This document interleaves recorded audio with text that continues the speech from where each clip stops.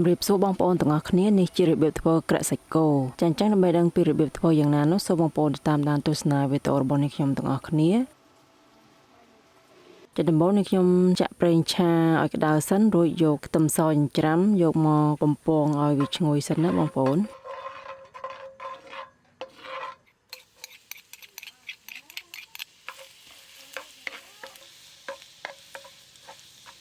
ចាំតបពីពងខ្ទឹមសបានឈ្ងុយហើយនេះខ្ញុំដាក់ម្ទេសឆ្អើរចូលចាំម្ទេសឆ្អើរយកវាទៅត្រាំទឹកហើយច្រាំវាឲ្យម៉ត់មកណាបងប្អូននេះខ្ញុំយកម្ទេសឆ្អើរហ្នឹងយកមកឆារហូតតតែវាចេញពណ៌ក្រហមបានស្អាតណា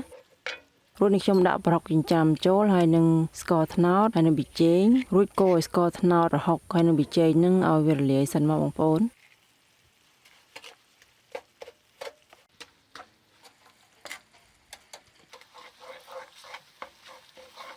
តបនេះខ្ញុំដាក់គល់ស្លឹកគ្រៃរំដេងស្លឹកក្រូចសើចហើយនឹងរមៀតចូលមករួចឆាឲ្យវាឈ្ងុយបន្តិចសិនទើបនេះខ្ញុំចាក់សាច់គោចូលហើយសាច់គោនេះខ្ញុំយកជាសាច់ស្លម្ជូរបងប្អូនសាច់ស្លម្ជូរនេះពេលដែលយើងធ្វើក្រាក់នឹងឆ្ងាញ់ណាបងប្អូនដែលចូលចិត្តពោះគោអាចដាក់ពោះគោបានណាតែនេះខ្ញុំដាក់តែសាច់ស្លម្ជូរទេ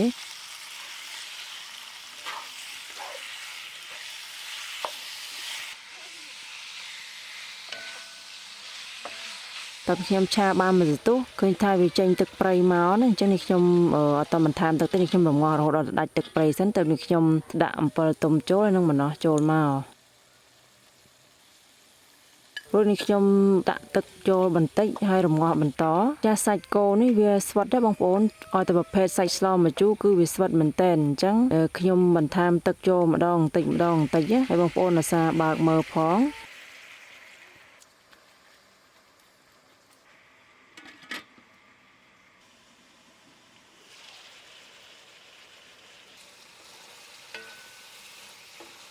ចាំនេះខ្ញុំចាក់ទឹកចូលមួយលិចហើយនេះខ្ញុំរងាស់បន្តបងប្អូនហើយយើងបើកមើលបើថាមិនទាន់ផុយទេពេលនេះខ្ញុំបើកមើលឃើញថាវាមិនទាន់ផុយនេះខ្ញុំដាក់ទឹកបន្ថែមទៀតណាចាចំពោះរយៈពេលរងាស់គឺអត់កំណត់ទេវាស៊ីសងទៅលើសាច់ទេបងប្អូនកណាសាច់ស្វិតខ្លាំងយើងរងាស់យូរអញ្ចឹងទៅ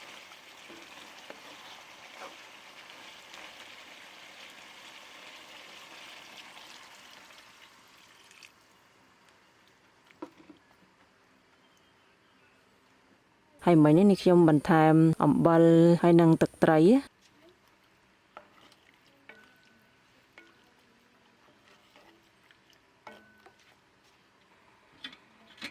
បន្ទាប់ពីនេះខ្ញុំរងាស់បានរយៈពេល7-2 ម៉ោងបងប្អូនទៅវាផុយហើយនេះខ្ញុំក៏បានដាក់ម្ទេសខៀវធំហើយនឹងម្ទេសហាវ៉ៃចូលមកខ្ញុំដាក់ម្ទេសនឹងចូលហើយគ្របឲ្យវាឆ្អិនបន្តិចទៅប៉ុណ្ណឹងរួចរាល់ណាបងប្អូន